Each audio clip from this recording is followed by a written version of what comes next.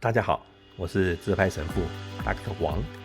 这一集我们请木精灵敏觉力小天使来和我们聊一下敏觉力。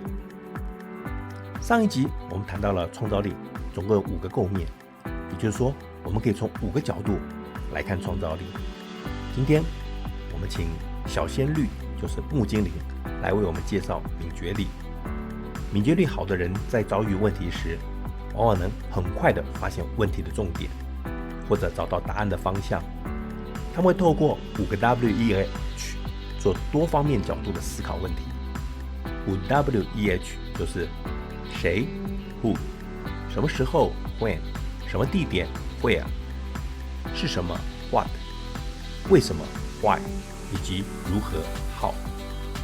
水精灵说他先看到树上的小鸟，这是不是敏觉力？没错，这是属于视觉的敏觉力。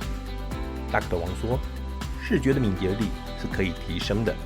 接着他带水精灵玩一个提升视觉敏捷力的游戏，你也可以一起玩哦。首先请你先用眼睛扫描，环绕四周看一下，你观察到了什么？水精灵朝着四面八方看了一遍，接着 Dr. 王给了一个提示，红色。请水精灵在这个提示之下再把周遭看一遍，并且比较一下这2次的观察有什么不同。水精灵开始注意到一些红色的小物件，甚至连 Dr. 王的贝雷帽都是红色的。这些小物件是刚才没注意到的。水精灵很好奇，为什么2次看到的结果会不一样呢？ Dr. 王说，第一次看周围的时候好像用广角镜头拍照片，只是大略的看到周遭的环境。第2次在红色的提示之后，眼睛会去搜索红色的物件，然后像拍特写照片一样，把一张一张红色物件的特写照片连在一起。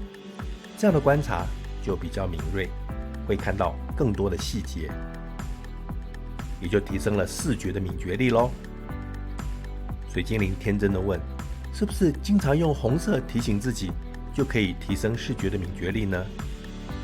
Dr. 王说，可以轮流使用不同的颜色，也可以用不同的形状，甚至不同的物件或者概念来作为提示的主题，这样就可以在同样的环境中观察到不同的重点咯。木精灵说，除了视觉之外，也可以从听觉、嗅觉、味觉以及触觉来提升不同感官的敏觉力，甚至连思想的敏觉力也可以提升哦。水精灵追问说，什么是思想的敏觉力呢？ Dr. 王说，视觉、听觉、嗅觉、味觉以及触觉这5感是向外扩展的，而思想却是向内深入的。思想的敏觉力和5感的敏觉力一样，都是透过联想这个机制发挥功能。水精灵不好意思地问，什么是联想？ Dr. 王鼓励他说，不用害怕提出问题，能够问问题就是有求知欲，这是好的。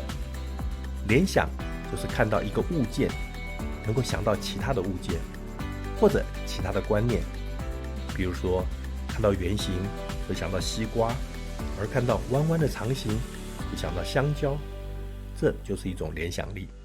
而我所举例的联想结果表现在水果的范围内。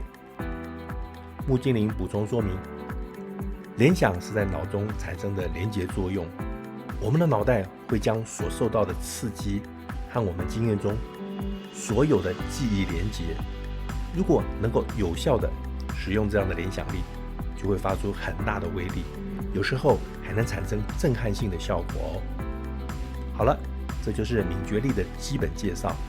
要有好的创造力，就要发挥自己的敏觉力。祝大家都头好壮壮，聪明伶俐哦。我是自拍神父 Dr. 王，我们下次再见喽。